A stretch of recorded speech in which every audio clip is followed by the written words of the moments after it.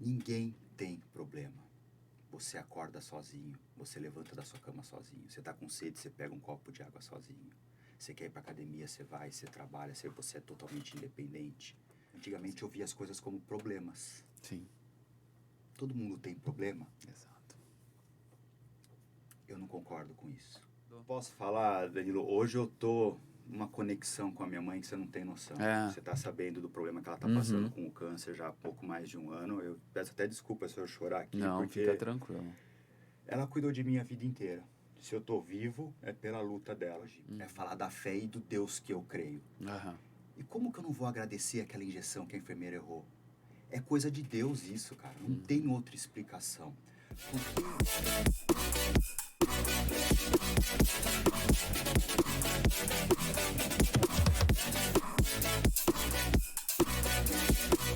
Turma, podcast 26, seja bem-vindo ao Paiva Talk. Vou pedir para você clicar aqui embaixo na descrição desse vídeo, me seguir nas redes sociais, abaixo também estará o meu site. Dá uma pesquisadinha lá, dá uma olhadinha sobre o que a gente está falando nesse universo. Já vou pedir também para você se inscrever no canal, compartilhar esse vídeo que hoje nós vamos falar sobre superação.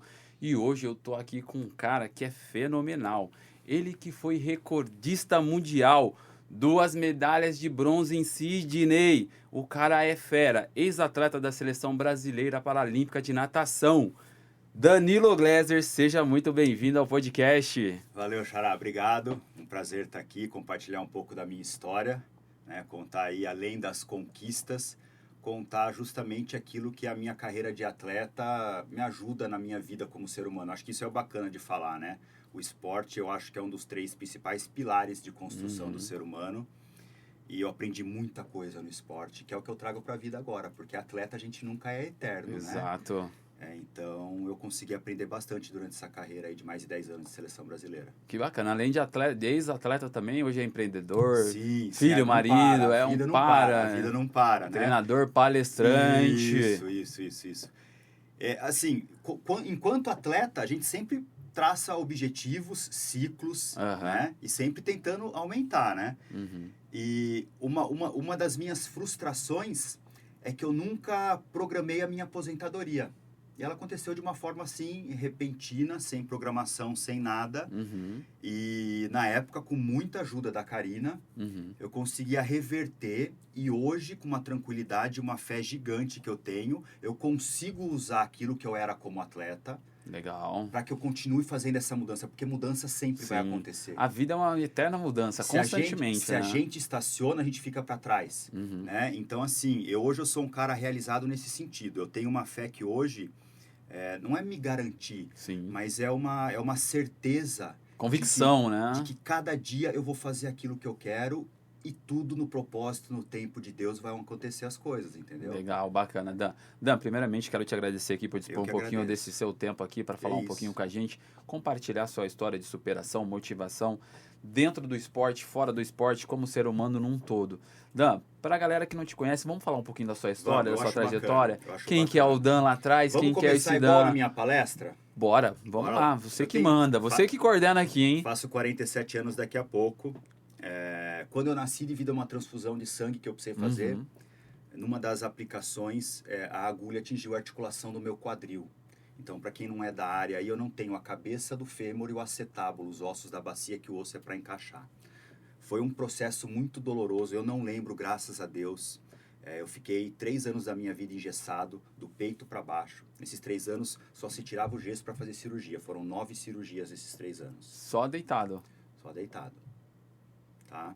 E aí, na 9ª cirurgia, perceberam que a infecção, a necrose que tinha tudo acontecido no meu quadril tinha estagnado. Eles chegaram pra minha mãe, tá tudo resolvido, só que a gente não sabe como que vai ser a vida do Danilo. Ele não tem como pôr o pé no chão e ficar em pé. Primeira coisa que minha mãe fez foi me jogar na piscina. E aí ela conta que logo com uns 4 anos de idade, meses depois que eu não estava mais engessado, eu já estava nadando, já estava indo para a escola, tendo uma vida normal. E olha só que interessante, 90% do meu tratamento foi feito na Unicamp. E eu era visto como uma cobaia na Unicamp. Eu chegava às 7 horas da manhã na Unicamp, às vezes eu saía às 8 horas da noite, porque ninguém achava minhas pastas. Eu entrava na consulta, parecia um monte de residente em volta, aí pediam para eu sair, depois voltava, era assim, era uma festa. Eu cheguei a estar anestesiado numa mesa de cirurgia, e minha mãe invadiu, interrompeu, não queria que eu operasse, porque ia ser apenas uma cirurgia científica. Então, até hoje, ninguém sabe como que eu estou em pé. A ciência não consegue explicar. Eu sei que Deus explica, tá? E a natação entrou assim como uma forma natural, forçada pela dona Marguerite. Por que eu falo isso? Eu fiz vários esportes, Danilão. Sim. Eu lutei judô.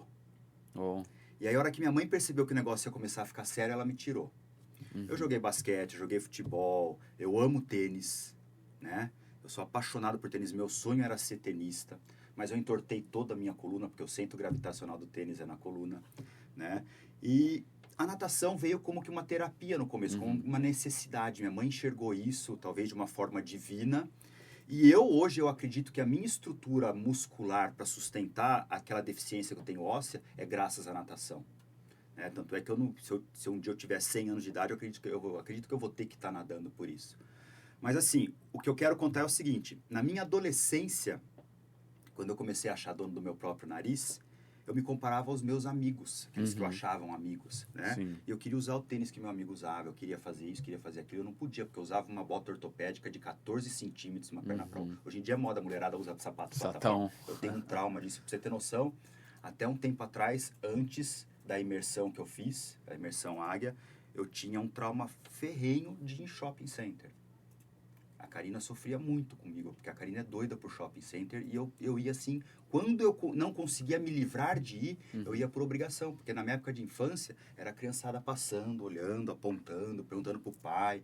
Isso me traumatizou extremamente. Um bloqueio que você tinha, um bloqueio que eu gerei na minha adolescência. De ficar na minha adolescência, né? E eu lembro, agora recente ainda, de eu estar com a Karina, às vezes com nossos filhos no shopping, e eu passava assim na vitrine, quando refletia a minha imagem, eu vejo eu mancando, e eu remetia àquela minha adolescência. E eu fui desbloquear isso ano passado, setembro do ano passado. Olha só, recente. E aí, o que acontecia na minha adolescência? Eu precisava me esconder. Isso é o que eu acho, tá? Não estou justificando. Pelo contrário, eu estou assumindo a minha deficiência emocional. Os bloqueios que eu gerei. E como que eu me escondia? Com pessoas que também se escondiam. Eu conto um fato, às vezes, nas minhas palestras, quando acaba coincidindo, que eu cheguei a estar no 6º andar de um prédio com 3 amigos que estavam drogados e queriam voar. E eu era o único que não estava drogado. E eu não podia deixar ninguém voar, porque se os caras voam, ou eu voo junto, ou alguma coisa de pior acontece. Então era essa a minha adolescência. Eu não me enxergava como merecedor de ser um pai de família, de ter um lar, de casar. Cara, na minha adolescência, minha mãe chegou a separar a briga de menina na escola por minha causa, mas eu não enxergava isso. E eu encontrei a Karina em 94, no pior momento da minha vida, 1994, 30 anos atrás. No momento que eu não achava nada, eu não posso, eu não mereço, eu não vou ser ninguém. Eu olhava pro meu pai e falei assim, cara, como que eu vou ser um pai igual meu pai é? Como que eu vou ter um lar? E naquele ano de 94, a Karina me transformou. Porque ela me aceitou, ela viu em mim alguma coisa. Hoje eu tenho fé que é uma coisa boa. E a minha vida mudou a partir disso. 2, 3 anos depois, eu na fila de um banco encontrei meu primeiro professor de natação, que é um deficiente físico. E ele falou, Danilo, participei da seletiva para Paralimpíadas de Atlanta. Cara, você tem condições, não sei o quê, você nadava com pessoal sem deficiência, você ganhava de todo mundo. Eu falei assim, Tomás, eu não sou deficiente. Eu não usei esse termo, mas eu não posso mais usar o termo que eu usava antigamente. Não sou deficiente. Ele falou assim, não, mas tem todas... Eu falei assim, não, para com isso, esquece. E ele foi procurar minha mãe. Minha mãe conversou com a Karina. A hora que eu vi, eu estava em Natal, numa competição só para deficiente. Aí eu comecei a olhar e falei assim, cara, tem gente aqui que tem menos deficiência que eu. Aí aquele sangue de atleta... Bateu. No último dia de competição, o Tomás, que foi nadar, pediu para a confederação para eu fazer uma tomada de tempo. Eu bati o recorde brasileiro. No ano seguinte, em 98, eu estava no meu primeiro mundial, na Nova Zelândia. Lembra dos meus sonhos? Eu queria viajar ao mundo. Fui para Nova Zelândia. E na Nova Zelândia eu consegui o índice para Sydney 2000. E aí eu mudei minha vida. Aí eu consegui a me entender como merecedor, consegui traçar metas, objetivos, Não só como atleta. Como atleta, eu realmente acho que eu tive uma carreira de sucesso. Com algumas frustrações. Hoje eu vejo como situações, nós vamos falar disso já já. Mas eu mudei a minha vida graças àquela injeção que a enfermeira errou há quase 47 anos atrás. É legal quando você fala graças à injeção, porque todo mundo vai pensar o contrário, né? Você sabe por que eu falo isso, Danilão? Duas coisas. Primeiro, eu tinha vergonha, você concorda? E eu realizei todos os meus sonhos, por quê? Porque eu sou deficiente, eu encarei isso de frente. E a segunda, sabe por que eu faço questão de contar isso? Uma vez eu estava dando uma palestra em Angra dos Reis, um dos maiores laboratórios de remédio genérico do Brasil, e eu começava a minha palestra assim: eu sou o cara mais feliz do mundo graças à injeção que a enfermeira errou quando eu nasci. Na hora, uma das moças lá no fundo levantou a mão: eu não admito que você interrompeu a palestra. Né? Aí amenizamos tudo, eu lembro o nome dela até hoje, Rose, e o nome da filha dela, Isabela, você vai entender por quê. Falei: dona Rose, vamos fazer o seguinte, conforme nós combinamos, no final vocês fazem a pergunta. No final, se a senhora ainda não concordar comigo, eu nunca mais dou palestra. E aí, tudo bem, a palestra transcorreu normal. No final, todo mundo vinha para tirar foto, né? E eu vi que ela ficou no final da fila. E ela vinha. A hora que ela estava assim, uns 4 metros de mim, faltando umas 3 pessoas, eu vi que ela estava chorando. Aí eu pedi licença pro pessoal que estava na frente, fui lá conversar com ela. Falei: dona Rosa, o que aconteceu? Ela falou: posso te dar um abraço? Eu falei: lógico, isso é sinal que eu vou continuar dando palestra, né? Ela falou assim: eu preciso pedir perdão para você. Mas mais que isso, eu preciso pedir perdão para minha filha. Eu falei: por quê, dona Rosa? Eu tenho uma filha deficiente de 12 anos, isso foi em 2001, tá? De 12 anos, e ela nunca saiu de casa. E você mudou o meu pensamento quanto que eu tenho que fazer com a minha filha. Resumo, Danilão, 2 anos depois, eu no Campeonato Brasileiro, a Isabela estava nadando. Que bacana, que legal. Então, assim, foi meio que um tapa na minha cara. E não tem como eu não falar de agradecer. Porque, assim, uma das principais partes da minha palestra hoje é falar da fé e do Deus que eu creio. E como que eu não vou agradecer aquela injeção que a enfermeira errou? É coisa de Deus isso, cara. Não tem outra explicação. Porque na época que eu não enxergava isso, eu não sabia o que ia ser da minha vida. A hora que eu enxerguei isso, eu mudei minha vida. Cara, eu já viajei quase 20 países nesse mundo. Tem alguns países que eu já fui várias vezes. Só para Inglaterra eu fui 6 vezes. Estados Unidos, sabe? Argentina, 11. Então, assim, não tem como eu não ser grato. Não ser grato por isso que aconteceu.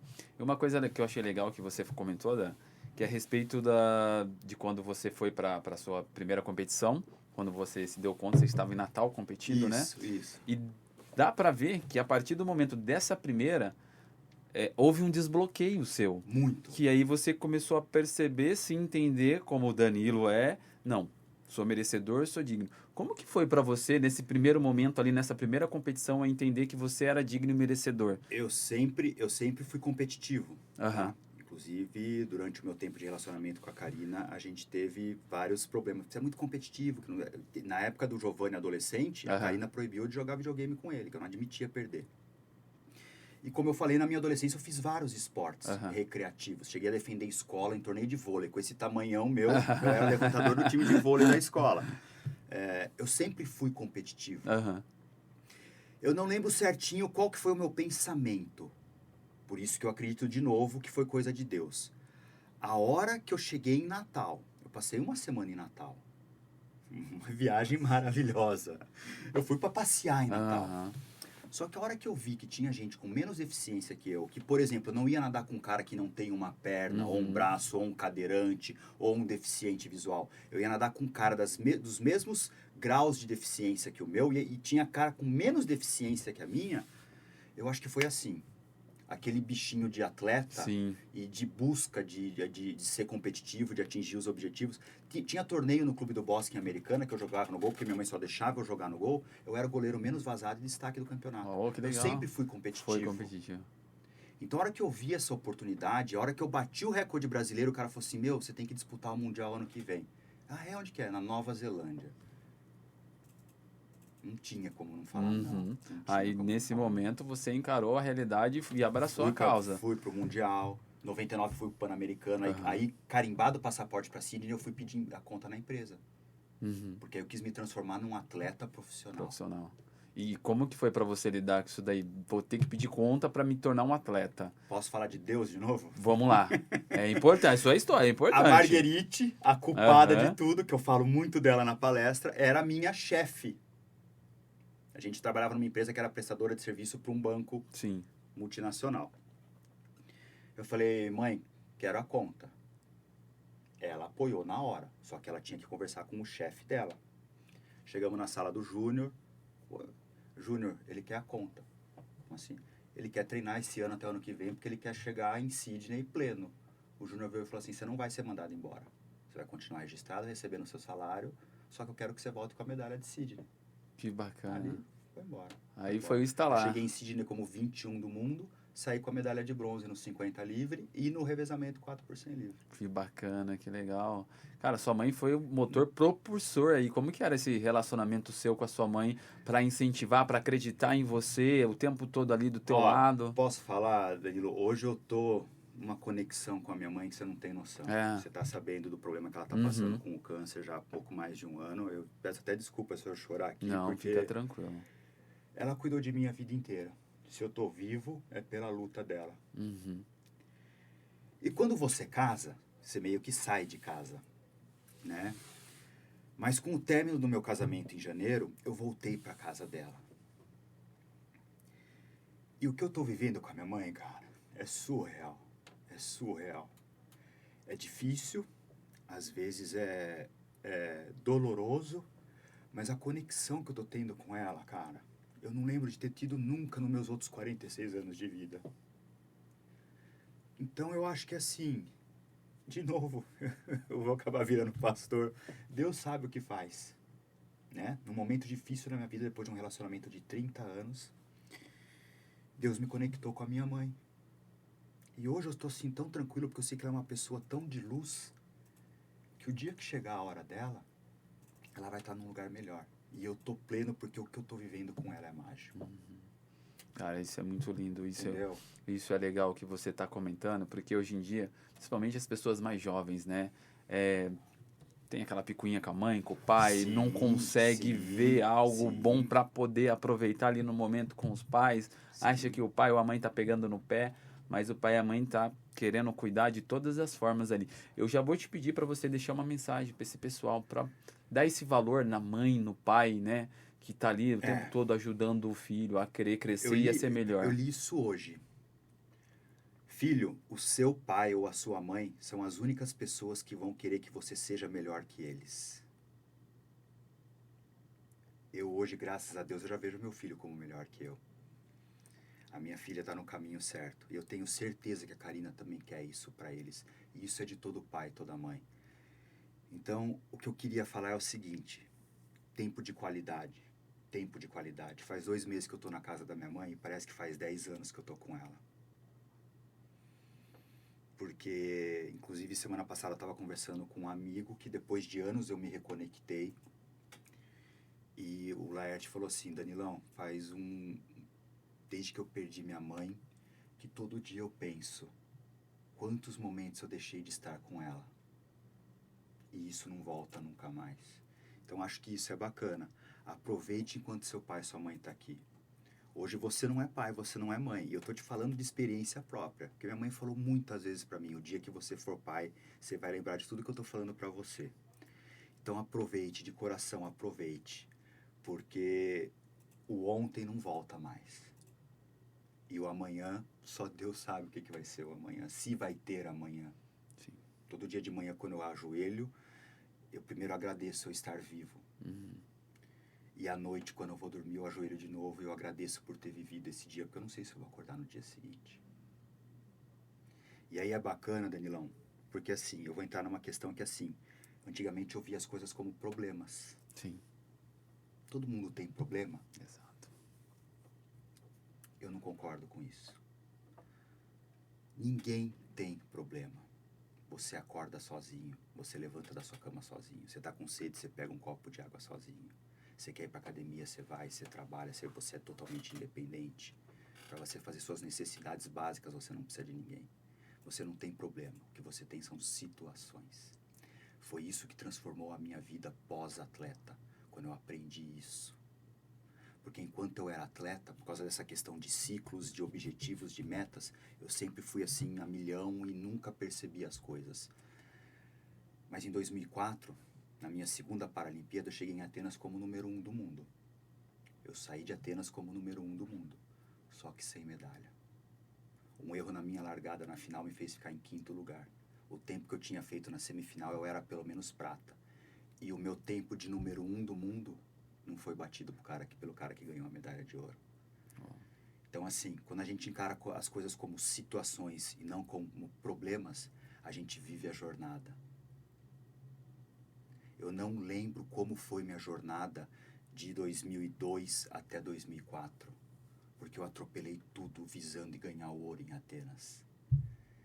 E aí, depois que eu parei de nadar, eu falei, cara, teve muita coisa boa que aconteceu nesses 3 anos de ciclo paralímpico. A Karina tava na Grécia comigo. Cara, e agora eu pego foto pra ver, sabe? Tem uma foto que depois que eu nadei a semifinal e fui pra final com o melhor tempo, dela me abraçando na arquibancada, eu olho aquela foto, eu choro, cara. Porque eu não lembro daquele momento dela me abraçando. Olha só. Inclusive, a hora que ela vê, me perdoa, Karina, mas assim, eu não lembro. Porque eu tava focado numa coisa que eu não sabia, o meu objetivo era aquele. Você tava com um foco. Mas é no tempo e na condição que Deus põe para você. Eu não vivi a jornada. Eu viajei tanto de 2000 a 2004. Lembra do meu sonho de viajar ao mundo? Eu tento recordar as coisas. 2005 fui a primeira vez para Inglaterra. Eu sonhava em ir para Inglaterra. E aí depois eu fui mais 5 vezes para Inglaterra, de forma completamente diferente. Então, assim, ninguém tem problema. Todo mundo tem uma situação. Eu posso colocar qualquer pessoa muito mais eficiente que eu aqui, e ele vai falar para você que tudo ele encara como situação. Não é problema. Bacana. Dá pra ver, Dan, que você é um outro homem, é um outro cara. Como você conta a sua história lá atrás, trazendo para os dias de hoje. O Danilo, quando ele começou a sua trajetória esportiva, hoje dá pra ver pela sua entonação, a sua fala, a forma como você pensa, como você encara a vida. E uma coisa que você falou no início do podcast, que o esporte transforma. Quais são os pilares fortes aí hoje que dá pra ver que hoje você é um novo homem através do esporte, que te proporcionou ser um cara, né, competitivo, e hoje você fala muito de Deus, do seu encontro com Deus, que eu tenho certeza que houve uma transformação aí do Danilo. Como que foi esse passo a passo para você se transformar no Danilo que é hoje? Antes de eu falar da minha mudança de fé, vamos para a parte prática. Durante 4 anos, eu fui vice-presidente da Comissão Nacional de Atletas no Ministério do Esporte. O Lars Grael me colocou como vice-presidente. Eu batia de frente com os atletas olímpicos, logo no início da Lei Agnello Piva, que é a Lei de Incentivo ao Esporte. Não vou citar nomes, mas teve um atleta medalhista olímpico que falou assim, pô, a gente não sei o quê, por que os deficientes também tem que ter verba, que não sei o quê, blá, blá, blá, blá. Eu bati de frente, tá? O que eu aprendi com o Lars Grael e esse tempo de ministério é o seguinte, para a vida do ser humano, eu acredito em 3 pilares: saúde, educação e esporte. Não é puxar brasa para minha sardinha, mas eu acho que o principal é o esporte, porque o esporte educa. Eu não sei os números de hoje, mas naquela época, $1 investido no esporte eram $3 economizados na saúde. Por isso eu acreditar que o esporte tem mais importância que a saúde. Porque infelizmente no Brasil a gente só busca saúde quando a gente está doente. Exato. Tá? Eu aprendi muito isso. Muito isso, muito isso. E o esporte mudou a minha vida. Agora, esse meu jeito de falar, agora eu vou pedir permissão para Deus, mas a culpada é a Karina. O ano passado, ela mudou a minha fé, a minha religião de uma forma que hoje eu me sinto completo, pleno, com muita fé de tudo que eu quero fazer na minha vida, por causa da religião que ela me levou. Tá? Eu hoje acredito que Deus é o meu pai e eu tenho herança sobre tudo dele, porque assim, eu não sei explicar, é uma coisa orgânica de mim, uma coisa orgânica de mim. Ela fala, eu não ligo para isso, mas ela fala, eu sou de Áries, né, e tem essas questões, a mulherada sabe isso, né, que é ariana, que não sei o quê. E eu dou aula, sou formado em educação física. E antigamente eu era visto como professor sargentão. E desde que eu comecei a frequentar a igreja com a Karina, todos os meus alunos, as minhas alunas falam, Danilo, como você está sereno. Porque eu estou completo. Eu era um cara extremamente nervoso no trânsito. Você não tem noção. Minha filha tinha medo de andar comigo do lado no carro. É Deus, Xará. É Deus, porque assim... Inclusive, as minhas palestras mudaram nesse sentido. Porque, assim, eu hoje, infelizmente, mas felizmente, faltava. Eu sei que faltava isso em mim. Eu era um cara extremamente frio e calculista. Hoje eu sei que tudo que eu posso, Deus vai me dar na melhor hora para mim. No tempo dele. Até essa questão da separação, hoje eu vejo de uma forma diferente. Depois de 30 anos juntos, a Karina, em dia 20 de janeiro, falou que não queria mais estar comigo. Ela seguiu a vida dela, ela teve a decisão, eu tive a aceitação, eu tive um momento muito difícil. Pra você ter uma noção, eu emagreci 11 quilos em 2 semanas. Reverti isso, tá? Tô cheio de gominho agora. Né? Tá trincado. Tô trincado.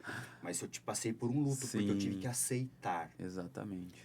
Mas até isso hoje eu agradeço a Deus. Até isso hoje eu agradeço a Deus. Porque eu não vejo como restauração. Nós estamos começando uma vida nova. Exato. E é legal, Dan, quando você fala da Karina, porque dá pra ver que a sua conexão com ela é muito forte. É algo que te transformou também. Porque hoje, Danilão, se você escutasse a minha palestra 6 meses atrás, eu não falava o que eu falo hoje. Que ela mudou a minha vida em 1994. Eu não enxergava isso. Você não conseguia ver. Tinha tantos por bloqueios. Orgulho? Não é por orgulho. Pelos bloqueios que eu criei em mim. Por isso que quando teve a separação em janeiro, eu sofri muito. Qual que era o meu bloqueio quando adolescente? Cara, será que eu vou ter alguma namorada, alguma coisa? Então, eu tinha comigo que eu tinha que ter ela para sempre. Porque se eu não tivesse ela, eu não teria outra. E eu percebi nesses 2 meses que não é assim. Até isso mudou na minha vida. Eu hoje sou um cara pleno de saber o meu valor, as coisas que eu posso. Que tem muitas pessoas que gostam de mim. Você não tem noção como eu tenho sido abraçado por alunos, por amigos que fazia tempo que eu não encontrava. Eu queria até agradecer muito especial ao Marcelo Meneghel, um amigo meu de infância. Chegamos a ser sócios, isso em 1998, 99. E quando aconteceu a separação, a Karina, de novo, mandou uma mensagem pro Marcelo. E ele me ligou. E, cara, do jeito que esse cara me abraçou, foi fantástico. Que legal. Foi fantástico. Então, eu queria agradecer ao Marcelo de novo, porque eu descobri quem o Danilo é hoje. E hoje, sua relação com a Karina? Amigos, tranquilos? Nós voltamos. Voltou? Que legal, que bacana. Meu, parabéns, meu cara. Por isso que eu tô te falando que é coisa de Deus. Isso, é coisa de Deus. Deus sabe o momento certo, na hora certa, no tempo certo. Domingo de manhã ela me ligou. Tô muito mal. Eu pensei assim, Deus, o que eu faço? Ela falou, eu falei, o que tá acontecendo? Ela falou assim, não sei, eu tô muito mal, não consigo levantar da cama. Eu corri. E por isso que eu falei que não é uma restauração, é um novo começo. Porque a mesma situação que eu tô passando com a minha mãe, eu tô passando com a Karina. As nossas conversas sinceras, olho no olho, verdades, propósitos e não promessas. Então, assim, não tem como não falar que eu sou um novo cara e que eu tô vivendo uma nova vida. Eu ainda tô naquele processo de aceitar o que aconteceu nesses 2 meses, que não vem ao caso aqui. Tanto da parte dela quanto da minha parte, eu aceito e assumo isso. Mas hoje eu acredito que a nossa vida, a partir do dia 10 de março, é diferente. É diferente.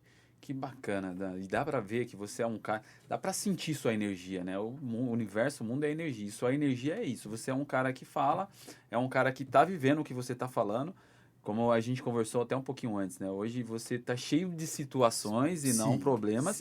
E você encara e tá resolvendo da melhor maneira possível. Serenamente, tranquilo, aceita e vai viver sua situação de acordo com aquilo que Deus tem prometido para você. Aceito, entrego, confio e agradeço. Exatamente. Essa é a minha frase hoje. Dá para sentir assim, olhando para você, que você é um cara que está em paz, completo e em paz. Isso é muito legal de ver. E por tudo, assim, o seu trajeto, com a sua história, né? Do que você viveu, viajou, conquistou como homem, dá pra ver que a gente só atinge, né, o platô com Deus e com a nossa família ali do lado, né? E até uma coisa que eu quero te falar agora, para você comentar, a respeito, que me veio até Provérbios 31:10. A mulher sábia, ela edifica a sua casa, né? Então a importância de um homem ter uma mulher forte ali do lado que tá junto, Sim, vamos lá, eu tô com você, sim, não temos sim. problemas, temos situações. Eu tenho esse provérbio hoje escrito no meu mural dos sonhos. Que bacana. Eu sempre tinha isso. Eu sempre tive orgulho do que a Karina fez por mim. Só que por eu não ter fé, eu acabei não dando valor a isso. Uhum. E aí acaba virando aquela coisa de rotina, né? E ela sempre insistindo. Eu até agradeço, amor. É indiscutível o que você fez na minha vida. Mas ela até que demorou para desistir de mim. Até que demorou. A gente estava conversando ontem. Ela insistiu muito, muito, muito. Que legal. Mas graças a Deus ela desistiu por pouco tempo, Uhum. né? E realmente a mudança foi fantástica, foi fantástica. Eu acho que assim, hoje eu sei o valor da minha carreira como atleta, nem isso eu conseguia reconhecer, tá? Hoje eu bato no peito e falo, não vou falar o palavrão aqui, mas eu me acho um atleta soda, tá? Fiz muito. Pra você ter uma noção, eu sou o atleta de Americana que mais conquistou medalha em jogos regionais e abertos. Sabe a quantidade de medalhas? 58. 58 medalhas. Tá? 51 de ouro. 51 de ouro. 7 de prata e bronze. Só que detalhe, essas 7 é com atletas não deficientes. Não tem outro atleta de Americana que conquistou tanta medalha assim, tá? Fora as que eu conquistei por Santa Bárbara, por Bragança, outras cidades que eu nadei. Tá? Então hoje eu sei o meu valor como atleta. Mas hoje eu sei que o meu valor como homem é muito maior do que o valor como atleta. Bacana. Óbvio que eu agradeço, sou muito grato ao que o esporte fez na minha vida. Eu acabei de falar do meu principal pilar de construção do ser humano. Tá? Mas hoje eu sei o meu valor como homem. Como companheiro, como pai. Então eu acho que daqui pra frente é só prosperar cada dia mais. Daí, e você me falou que você era um cara muito competitivo, né? E eu aí, sou ainda, tá? Isso eu tô tendo que mudar, eu tô tendo que mudar tá isso. Girando algumas chaves. Mas como que é pro Danilo competitivo ali e aos poucos começar a entender que a vida foi mudando, o relacionamento foi perdendo, na dor. O Dan ali foi se perdendo também, o que o Dan precisou fazer? Na dor. Foi na dor? Você teve que aprender na dor. Vou falar uma palavra feia aqui, tomando um pé na bunda. Infelizmente, mas hoje, felizmente, eu vejo assim. Hoje eu agradeço a Deus por ter passado por esses 2 meses que eu passei. Porque eu assumo que eu fui cabeça dura durante muito tempo. Sim. Sempre fui cabeça dura. A Karina sempre falou, você é muito... E hoje eu agradeço a Deus que eu passei por essa dor, por esse luto. Porque hoje eu sei o que eu posso, o que eu quero. Sim. E eu não via. Entendeu? Entendi. Complicado. Mas se tem uma coisa que eu vou me vangloriar, eu sempre subassumir os meus erros, as minhas falhas, reconhecer. Então, acho que isso também foi um processo que tem me ajudado. Né? Mas, sem dúvida nenhuma, eu precisei passar pela dor, por esse luto, para conseguir mudar essa chave. Graças a Deus eu consegui mudar isso. E dá pra ver, Dan, que você é um cara que valoriza muito a família, sabe? Família, mãe, mulher, filho, né? Eu quero pedir para você deixar uma mensagem para os homens sobre a questão da hombridade, né? Desse relacionamento do homem com a família, de valorizar a esposa, a mãe, os filhos. Com você, meu xará. Seja homem, tá? Eu sou um cara completamente averso a machismo, tá? Eu acho nojento isso. A gente tem visto muitas coisas ruins, né, em relacionamentos. E eu sempre tive muita paixão por mulheres, tanto é que eu falo na minha palestra. As 4 mulheres da minha vida, né? Dona Marguerite, a minha mãe, a enfermeira, depois a Karina e hoje a Ana Luísa, minha filha de 17 anos, que é o amor da minha vida. Então, eu sempre fui muito apaixonado por mulheres. No bom sentido, tá, Karina, pelo amor de Deus. Sempre fui um defensor do que a mulher pode fazer por um homem. Só que hoje eu sei que o homem precisa saber se posicionar. de uma forma correta. Então, machaiada aí, vocês não conseguem viver na plenitude que vocês poderiam se vocês não tiverem uma mulher do lado de vocês. E se vocês não aceitarem algumas coisas, porque um dia as mulheres vão dominar o mundo, né? Tá bom, vai. Tá chegando. Mas assim, se a gente não aceitar isso, esses problemas que a gente tem visto por aí acontecer, nunca vai acabar.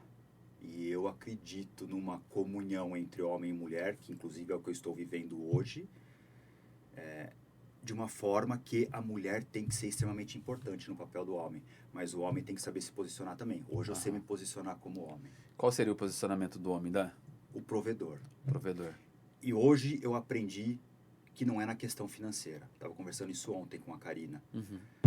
Eu via o meu término de relacionamento por não ser um provedor financeiro. Eu me matava por causa disso. Eu tinha problemas internos por causa disso. Eu achava que eu não era o cara que... E hoje eu vejo como provedor de uma forma diferente. Às vezes num jeito de você tratar a sua mulher, a sua filha, a sua mãe. Entendeu? Mas na parte de qualidade, de companheirismo, de aceitação. Uma das coisas que assim eu tenho muito orgulho, a Karina também é palestrante, ela palestra o Brasil inteiro, né? Ela palestra no Estetic, que é a maior feira de estética da América Latina. E, cara, eu tinha orgulho de estar fazendo a palestra com ela, de estar seguindo ela, de estar acompanhando ela. Eu tinha orgulho de fazer isso, cara. Por quê? Porque eu sei que a mulher é foda. Mas hoje eu sei que eu preciso ser mais do que ela, porque eu tenho que cumprir o meu papel de homem no meu relacionamento. Com respeito, com tudo e aquilo. Mas hoje eu sei o papel que eu preciso cumprir num relacionamento, tanto de marido e mulher, quanto de filho com a minha mãe, quanto de pai com a minha filha. Essa questão de homem, hoje eu sei como fazer, entendeu? Sim, legal, bacana. E é bonito, né, de ouvir isso daí, né? Que muitas as pessoas acham que o homem provedor é aquele que leva o dinheiro para casa e deixa faltando Não deixa de ter que ser. Tem que ser. Tá? Mas uma área ali fica escassa, que é a área emocional da mulher, que o homem acaba não suprindo, né? Então, às vezes, a pessoa só acha que é o financeiro... eu acabei sofrendo na minha área emocional por causa disso. Isso te atingia? Muito. Eu me cobrava e aí as coisas não aconteciam. As coisas não aconteciam. Eu assisti uma série de um cara, um bilionário americano. Ele é jogado numa cidadezinha que ele nunca foi nos Estados Unidos, com $100. E ele tem 3 meses para construir uma empresa que vale $1 milhão. Cara, aquilo mudou a minha vida. Aquilo mudou a minha vida, tá? Ele não conseguiu fazer a empresa valer $1 milhão. E aí, qual que era a promessa? Se ele não conseguisse, ele tinha que colocar $1 milhão nessa empresa e a empresa ficava para a cidade. Só que ele fez um network tão grande com tanta gente sem saber quem ele era, apoiou tanto esse cara, que quando ele entregou a empresa para essas pessoas que ele conheceu e colocou $1 milhão, a empresa voou. E aquilo transformou a minha vida. E quem me indicou essa série enquanto a gente estava separados? Precisa nem falar o nome, né? Então, assim, hoje eu vejo o papel do homem como uma forma diferente. Sim. E eu me vi em muitas coisas que aquele cara fez. Eu nunca tive vergonha de nada. Uma coisa que eu lembrei agora, Danilão, que eu fazia tempo que eu não lembrava, quando eu tinha 13, 14 anos, minha mãe tinha um açougue em Americana. Eu tinha feito uma cirurgia no meu quadril, eu tive que, além dos 60 e poucos dias que eu fiquei no hospital, eu tive que ficar 1 mês sem pôr o pé no chão. Eu ia desossar o traseiro de boi quando chegava de muleta às 5 horas da manhã. Não. Eu nunca tive vergonha de nada daquilo que eu pego para fazer. Entendi. Só que eu tinha vergonha de ser alguma coisa na vida. Olha que interessante. Que legal. E hoje eu não vejo assim. É legal isso que você falou, né? Porque você, por mais que você inconscientemente talvez pensava que você tinha um problema, você nunca encarou como um problema. Não. Aí é que tá. Essa era a sua mentalidade, era a situação. Porque quando eu via problema, eu bloqueava. Que interessante. Entendeu? Quando eu via aquilo como um problema, eu bloqueava. Caramba, eu quero usar o tênis que esse menino tá usando, eu não posso. Caramba, eu queria ser um pai igual meu pai e eu não posso. Cara, eu quero rodar o mundo. Eu rodei o mundo. Eu quero ser um pai de família. Eu sou um pai de família. Eu tenho orgulho dos meus filhos hoje. De ter sido o pai que eu fui. Entendeu? Eu tenho uma mulher que eu sei que me ama. Eu tenho um Deus que eu sei que vai fazer coisas boas para mim. Então, assim, não tem como você criar problemas para você. Se aparecer problema, enfrente ele como uma situação. Porque tudo passa. Tudo passa. Todo mundo já teve um dia difícil. E você ficou preso naquele dia? Ou você acordou no dia seguinte? E aí uma dica. Você estava num dia ruim, de repente você teve um dia bom. Se prepara que você vai ter um dia ruim de novo. É a questão da roda gigante, da montanha russa. O importante é a gente ter Deus para saber viver aquele dia. Né? Eu tenho uma música que eu amo. O choro dura uma noite, mas a alegria vem pela manhã. Que é um louvor. Exato. Né? Ô Dan, quando você fala de Deus, conta pra gente como que foi esse processo seu com Deus, que você sentiu dentro de você essa ligação divina aí. A Karina, ela frequentou essa igreja que a gente vai hoje, que eu sou voluntário na igreja, por 2 anos. No começo eu nem ia com ela. Sim.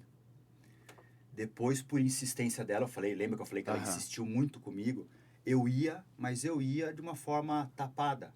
Vou por obrigação para acompanhar ela. E ela sentava, acabou, não via a hora de ir embora, tá? Inclusive eu falo isso pro Felipe Levac, inclusive Felipe, meu pastor querido, beijo, te amo. Lembra que eu falei de assumir meus erros? Eu assumi, eu ia de uma forma obrigada. Cara, hoje eu sou voluntário nessa igreja, tem domingo que eu fico os 3 cultos. Então assim, o que aconteceu? Insistência da Karina. A gente estava conversando segunda-feira, que eu não lembro como que foi a mudança de chave. A única coisa que eu senti que começou a mudar, toda vez que eu entrava no carro com ela, estava tocando um louvor. Só que quando eu ia no culto, entrava e saía assim. Só que de tanta insistência da Karina, eu comecei a observar a letra das músicas. Eu falei, esse cara tá falando alguma coisa pra mim. Essa mulher tá falando de mim. Cara, isso é verdade. E aí teve um dia que a gente estava indo pro culto, eu de novo de forma obrigada, tocou uma música que eu falei, o que será que eu tô fazendo de errado? E eu lembro do dia no culto, toda hora o pastor lhe falava assim, cara, será que a Karina conversou alguma coisa com esse cara tá falando pra mim? E vai, uma hora, e vai. Aí, do nada, ele falou, quem aqui vem a primeira vez, não sei o que, eu peguei e levantei a mão. Ele falou, então vocês que levantaram a mão, vem aqui pra frente que eu vou orar por vocês. Eu cheguei na frente do palco, chorando em prantos. Aí acabou o culto, tanto o Mirko quanto o Felipe, que é pai e filho, a gente conhece eles de infância, chegamos a viajar juntos, né? Por amizade, Americana é uma cidade pequena, né? Então eu já conhecia eles. E aí depois que acabou, o Mirko me levou para uma salinha lá e começou a conversar comigo, aquilo me transformou. Me batizei, sou voluntário na igreja, se deixar eu vou todos os dias. Quando eu não posso ir, eu tô pelo culto online, porque eu não me sinto completo se não tiver Deus comigo. Se não tiver Deus. Exatamente, você falou a palavra certa, né? A gente só é completo quando tem um... Errado. Deus. Não é só completo. A gente é completo. Porque só, às vezes, falar só isso. Eu sou um cara completo hoje, graças a Deus. Que ótimo, que maravilha. Entendeu? E é bom, né? A gente se sente não só completo, né? Mas a gente se sente vivo, se sente inteiro, capaz de conseguir todas as coisas que a gente imaginar. Tudo. O impossível é capaz para Deus. E hoje como que é a sua fé, Dan? Você é um cara, dá para sentir que você assim não tem problema, não tem obstáculo, não tem nada. Eu me perdi no pensamento, deixa eu voltar um pouco. A Karina conseguiu mudar minha vida na fé em julho do ano passado, tá? E aí a minha vida começou a mudar em vários sentidos. Eu nem lembro, antes disso, quando foi o último livro que eu li. Acho que deve ter sido na faculdade, em 2004. Eu me formei em 2006, 2007, né? O que eu li de livro do ano passado pra cá, eu já li 11 livros. 11 livros. Só que eu estou lendo o 11º, que é do Fernando Praxis, né? Meu amigo, Nossa, que inclusive tá me ajudando muito, que eu vou escrever meu livro, olha Legal, só isso. Que bacana. Já tem nome? Ainda não. Ainda não? Ainda não, ainda não. Calma, eu acho que o nome vai sair no final. Vai sair no final. Tá? Mas assim, um que eu leio todo dia, a Bíblia. A Bíblia. E eu tô fazendo discipulado na igreja, porque eu quero aprender a falar sobre a palavra. Que bacana. Tá? O que vai acontecer? A Lilian, a pastora, mulher do Mirko, numa das ligações que ela me fez nesse período que eu estava muito mal, ela falou, Danilo, eu te vejo levando a palavra para o mundo. E eu já falava isso para a Karina antes, quando eu ainda era cético. Eu não vou, porque se um dia eu gostar disso, eu vou virar pastor. Sabe aquela coisa competitiva? Sim. E eu tô apaixonado por isso. Que bacana. Cara. Eu tô apaixonado por isso. Tá se encontrando nessa nova modalidade. Me encontrei. E sua fé hoje é uma certeza, convicção de que Deus é meu pai. De que ele é seu pai e tudo é possível. E isso me basta, porque tudo é possível com ele. Que bacana. Até eu hoje sou uma pessoa que eu tenho que aceitar o milagre que Deus fez, eu e a Karina. E quer uma ambição maior, eu sei o milagre que ele pode fazer com a minha mãe. Que tem hoje 24 tumores pelo corpo. Que não fala porque um está no cérebro, que não mexe o lado direito do corpo. Mas hoje eu creio em milagres, porque Deus fez vários milagres na minha vida. Não era para eu sobreviver quando eu fiz transfusão de sangue, não era para eu andar, eu não queria ser ninguém. Entendeu? Ele restaurou a minha relação. Então, o que é impossível para Deus? Nada, Xará. Nada. Tudo é possível. Cara, e é bacana. Odão, eu queria que você deixasse agora, vendo toda essa trajetória sua como cara de alto rendimento, de esporte, né? E para esses jovens que estão começando, e você foi um cara que começou competitivo, alto rendimento, medalhas, recordista mundial, e você comentou que lá no meio da sua trajetória, você não lembra do momento que você teve com a Karina, das suas viagens, que hoje você olha a foto e fala, cara, eu tô tentando voltar nesse momento. Deixa uma mensagem para o pessoal que está começando no esporte para aproveitar esse melhor tempo. Tem uma frase que eu falava muito nas minhas palestras, do Charlie Chaplin. Todos tropeçam e caem, mas só os fracos ficam estirados ao longo do caminho. No meu ciclo, depois de medalhar em Sydney, de bater recorde mundial, de ser campeão mundial, meu ciclo de preparação para Atenas foi visando o ouro em Atenas. Nossa, uns jogos no berço do olimpismo. Se eu conquistar o ouro lá, eu me eternizo. Eu chegava, a média de treino minha era 10 mil por dia. Hoje, se você perguntar para essa molecada, ele fala, é absurdo. E o Gustavo Borges nadava mais do que eu. Então, assim, molecada, vocês têm acesso a muito mais coisa do que a gente tinha na época. Eu cheguei a ficar na arquibancada do Maracanã comendo marmita entre um dia de competição e outro. Então, hoje vocês têm acesso a muitas coisas. A nível de tecnologia, a nível de estrutura, a nível de apoio, né? Então, assim, primeira coisa, sonho. O meu maior problema era não acreditar que eu realizaria meus sonhos.